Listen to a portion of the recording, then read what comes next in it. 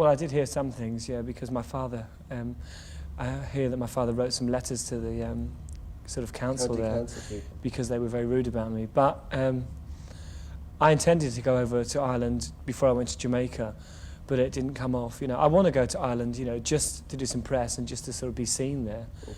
you know, whenever I can, maybe before the end of the year with a bit of luck. Have you been there at any time during your life? No, I mean I've been there as a child, yeah, Okay. you know, hundreds of times, but not in business, you know, not since I've been making records. Okay. Well, one of the things that you've been involved in the last year or so was a quite comprehensive world tour, and I wondered whether or not, having spent so much time abroad, you've got any insight into the phenomenon that Culture Club is. Not really, you know, people are very much the same all over the world, you know. People respond to the same things, and also video has helped immensely because, you know, now, you know, when you go to other countries like Australia, even Japan and Hong Kong, it's the same bands that are at #1, it's the same bands that are having hits, you know. So obviously video has helped to kind of make the world smaller in musical, you know, for music, because now, you know, you don't have to be in Hong Kong to promote your record, you can send a video. Sure. So I think that helps. And obviously, you know, with Culture Club, there's a lot of affection in the videos, and people respond to that, you know. There's a humour that maybe is missing from a lot of other bands. Okay. What What about the American tour? There was huge success there, but were there any unpleasant moments?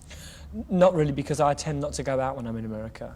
I mean, I get myself into the sort of mentality where I'm just working, you know. I try not to sort of, you know, lig or hang around anywhere.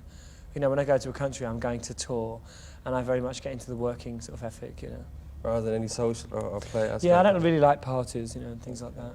It would seem to me that Culture Club is an expression of London, there's something uniquely London about it. I don't know And about English. that. And the reason that I ask you that, I wonder, is what you'd be doing if you weren't born in London. In other words, if you were born in Dublin or in Vancouver or in New York. I wouldn't say Culture Club is strictly an English thing. I think it's definitely, well, Mike is Jamaican, John's Jewish, I'm part Irish, stroke English. Although I'd probably say, I usually tell people I'm Irish, I don't know why, it's just, you know, you just tend to do that. It just seemed to me that there was a certain expression, maybe in the image or the style of the band, that was uniquely London.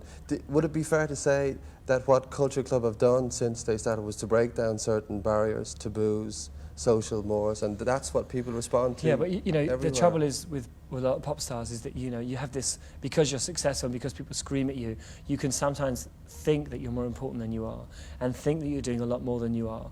You know, and I think that people have accepted my success. They've accepted my image because of my success. People say, you know, Boy George is, you know, he dresses like that because that's his gimmick. I mean, people still say it to me, even though I've been on TV 1,000 times and told people that I've dressed like this for years before I was famous. And people still just, they wrap it up in a little label and say, well, that's a pop star. And what I'm trying to point out is that I'm not like other pop stars, you know. I have a different attitude to other pop stars. And I think Culture Club has helped to break down that old rock and roll mentality very much.